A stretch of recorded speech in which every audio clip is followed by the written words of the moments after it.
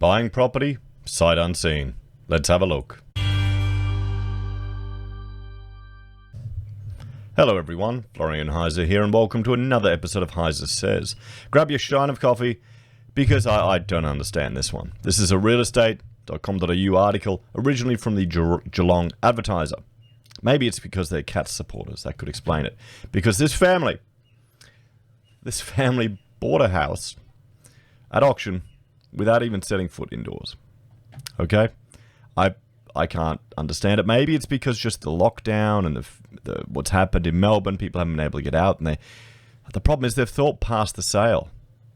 With all of the McGrath, they do quite good. They encourage their people to invest in styling of a property. Maybe they thought past the sale and they'd already sold themselves on it before they even set foot in the house.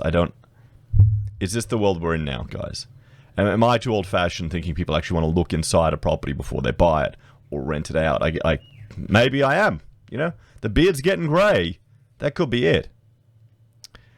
A Melbourne family who took a punt on a Hamlin Heights character home got their first chance to look inside after buying it at auction on Saturday. I don't understand. Elisa Barrow and Barney Wilson arrived just in time to outbid two others of the four-bedroom house at 18 Pride Avenue. McGrath Geelong agent Jim Cross said they paid $912,000, with $500 extra, for the 688 square metre property in an appealing tree-lined street. Nearly $1 million, you know, a little bit above the median. And there you go. Look at the nice pictures there that they've done. It looks like a nice house, doesn't it? You know, you reckon $1 million, guys? I just see the maintenance. You know, we're pretty much demolishing portions of our character house and rebuilding it. And when we're discussing materials, we're thinking, okay, we can go with traditional materials, or we can buy this modern material that looks the same. We only need to paint it once in a blue moon, and it's easy to cut. So yeah, you know, all the architects that we learned from in school, you know, the traditional materials, all this stuff, they'd be spinning in their graves now. I'm going, okay, what's the square meter rate? Maybe I should have gone on the building. But don't worry, none of it's going to be flammable foam. That's for bloody sure. Buyer's agent, we have a look here. Okay. Competitive bidding drove the price above the $790 to $860 expected range. Well, the article wouldn't be in the newspaper if it wasn't above reserve. Remember, we have to keep the narrative going that houses only ever sell above reserve. That's it.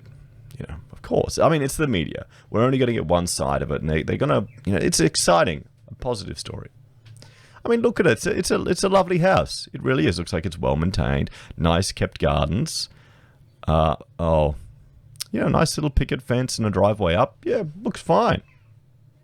Yeah, looks lovely. Mr. Cross said, while someone had inspected the house on the couple's behalf, he only gave them the first tour when they went inside to sign the contracts. It was an amazing result, Mr. Cross said. It sold to a young Melbourne family looking to make the change down here. I mean, yeah. I mean, you just have to think about it. How much would this house have cost when it was originally built? You know, all of these character homes, a lot of them were speckies of the day. Guys, you know, speckies of the day. I mean, it's lovely. It really is. You can see there's obviously been some modern renovations to it, because that isn't a traditional window. It was such a gorgeous property and quite unusual for the area. A lot of homes there are post-war homes. I think a lot of people fell in love with it. Miss Barrow said the buyer's advocate put together a detailed video which confirmed the house was the right place to raise their children, aged 3 and 5. She said the neighborhood, character features, and the fourth bedroom for visiting family and friends were big draw cards. Don't know, yeah. What do you reckon about the old style kitchen? I bet you they'll be replacing that with a granite bench top or something nice, and get rid of, you know, modernize up that kitchen. But then again, you want it with the character of the house, don't you? So it's not the in-ground trampoline. Okay, they've got an in-ground trampoline. What? Really? Okay. I don't know about that. What do you... Never had it, I guess. I guess that's fun and safer for the kids. Is it really? Well, they're going to fall that way. But anyway, I mean, jumping off a trampoline and hurting yourself, that's part of childhood now, isn't it? At least they don't have bloody nets around the things. We wanted to move to Geelong before the pandemic hit, and when that happened, that complicated things a lot. Slowed things down because we couldn't get down there, Miss Barrow said. But we made it happen. We really loved this area when we first drove through Geelong about a year ago. The house has 2 living rooms plus a double garage converted into a games room and a covered patio for outdoor entertaining. So they sold themselves on it. So, I mean, it looks like quite a nice little house. But of course it had to sell above reserve. And buying it based on just footage from a buyer's advocate? I guess, you know. But what had happened was they had thought past the sale. They'd already sold themselves on the house. They'd already imagined themselves living there. And that's what real estate agents have to do. That's what all salespeople have to do. You need to pre-suade and post-suade.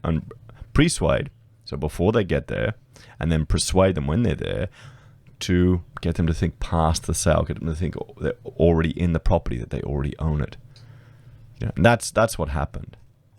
And that's the skill of a good salesperson. That's what you want from your agent when you're selling the property. I get it must just be, you know, I'm an only child brought up by immigrants, so I'm a bit, I don't know if I could trust someone else other than probably close family to go and inspect something like this for me. Even then, I don't think I would. Am I alone there, guys? Let me know. Am I out of date in expecting to go and check something myself? You know, when we went to this place, I purposely didn't bring my parents to have a look. My father, you know, he's a builder for years. He would have seen it and he would have said, don't go near it. Are you crazy? My mother would have been terrified. You know, because, well, let's just say it needs a lot of work. There's a lot of portions I'm just going to demolish and throw away. But, yeah, I don't know. Am I out of date, guys? What do you reckon? Is this the way of the future? Or is it just a fluff piece, you know, for a family moving to Geelong in a lovely house and they want to get some exposure? You know, everyone wants to get, you know, their new home. They're proud of it. I mean, just compare it to some of the ones next door, you know? So all of the other speckies would have been demolished. Problem is, you've got to keep painting it all the time. There are some advantages to brick. So what do you all think, everyone? Am I just an out-of-date old fuddy-duddy that wants to inspect things I buy? Or is this becoming the new norm? Or are we just seeing, you know, a unique situation occurring because of what's happened in Melbourne? Let me know your thoughts, opinions down below in the comments. Please like, share, and subscribe to the channel. If you're a fan and want to support the content I create here, there are a few ways you can. You can join us on YouTube or Patreon. You can support us using our affiliate links at Amazon, eBay, Independent Reserve, or Kucoin. You can buy a merch from HeiseSays, use Gold Pass from the Perth Mint, or support us via PayPal. Take care, everyone. Have a great day, and I'll see you next time.